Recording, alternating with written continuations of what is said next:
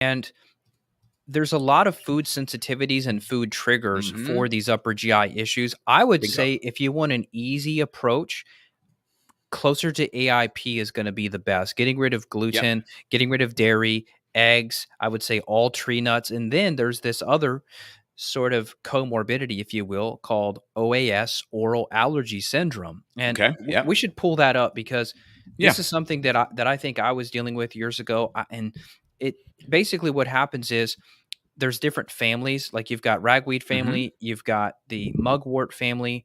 I've got a graphic here. Let me try to bring this up. It's not the greatest graphic. It's too small and too grainy, but it's showing pollen cross reactivity.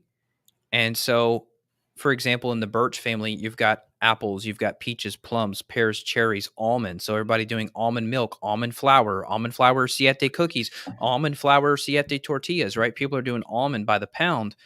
That could be a potential issue for this what's called oral allergy syndrome, which is a cross reactivity of these type of pollens. So my advice is just go AIP and see if you can calm this thing down. I know for me personally, if I get carried away doing too much dairy, even if it's raw organic dairy, I can feel the difference. Then you've got mugwort, broccoli's on here, garlic, onion.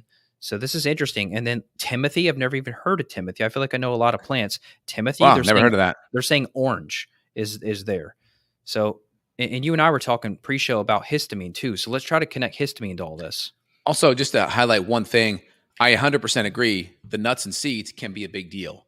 And for most people, they're totally fine. That's why we recommend autoimmune out of the gate, because it just gets some of those more healthy foods that maybe, hey, this is good, this is healthy, but it may be a problem for you. So it gets some of those foods to pay more attention to that. And then also, too, talking about like some of the connection with these like weeds and things like that. I find mold or allergens from the environment can sometimes come in and really impact the gut. And that's a weird one. And people can miss that. So that's why anytime we see chronic gut issues, if we're making changes with the food and we're not getting all the results, we're looking at the environment